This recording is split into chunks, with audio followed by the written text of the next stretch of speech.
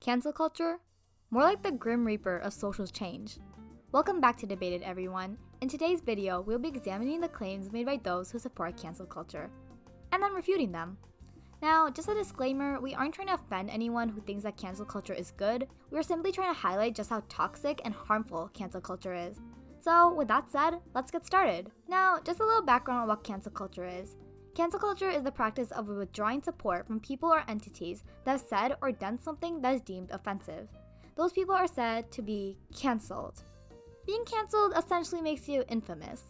Okay, so let's look at why people support cancel culture and why their reasoning fails. People who get cancelled deserve to be cancelled. You may have heard about Sky Jackson's tweets, which call out racist tweets made by people on Twitter, which are followed by cries of canceling. These tweets are often aimed at young people and have resulted in some of these people she exposed being investigated by their schools and employers. Now, let me establish that we do not tolerate racist behavior. But just because someone said something in the past doesn't necessarily mean that they believe it today. Views can change very quickly. If you believe something 10 years ago, it doesn't mean that you necessarily believe it today. But what cancel culture does is that it really doesn't account for that. It assumes that a person can't change. Cancel culture is supposed to be social change. But when we punish somebody for something they said years ago without considering their current opinions, we aren't bringing change. We are just bullying that person. Okay, so now you might be thinking, what if they still believe that in the present? What if the person never changed? Shouldn't it be okay to cancel them? No, we just do not cancel somebody for their views. Here's why. Cancel culture is basically saying, haha, we hate you and we are going to stop supporting you.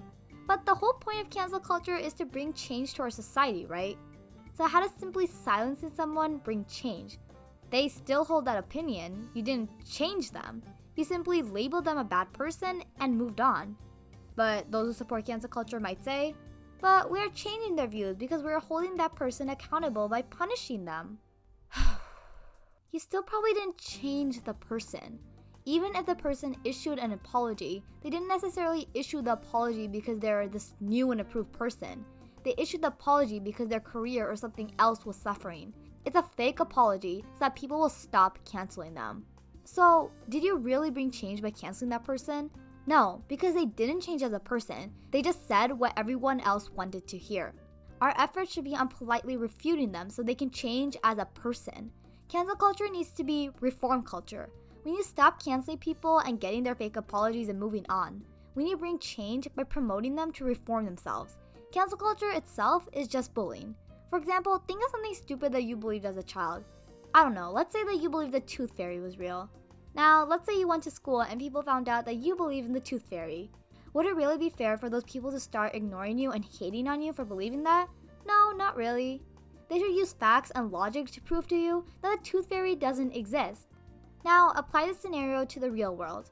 The views held in the real world are obviously more dramatic and harmful, but we as a society need to bring change through reforming people with fact and logic, not by just outright hating on them. And finally, people support cancel culture because it sets a precedent and brings social change. People also support cancel culture on the basis that it sets a precedent for what is right and what is wrong. But again, this reasoning fails.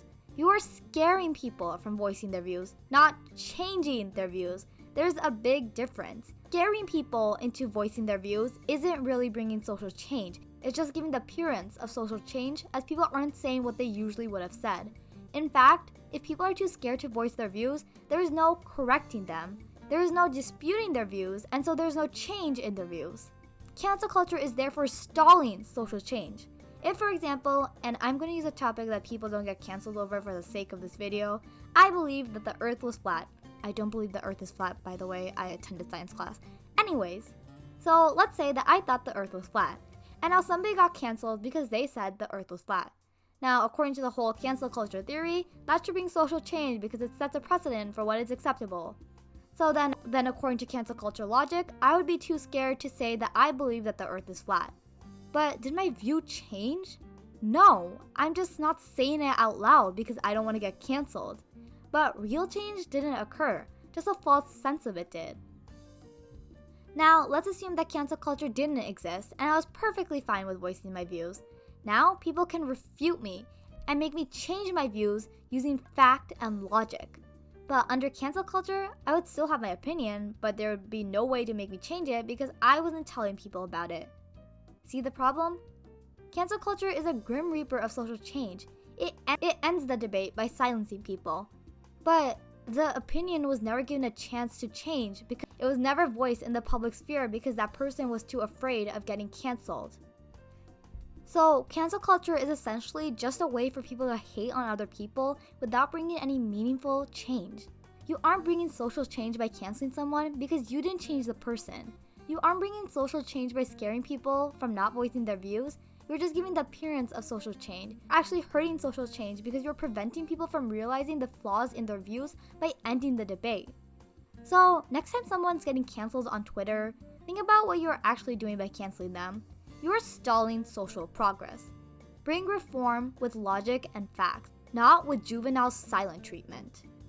Thanks for watching this debated video. Don't forget to like and subscribe, and we will see you next time.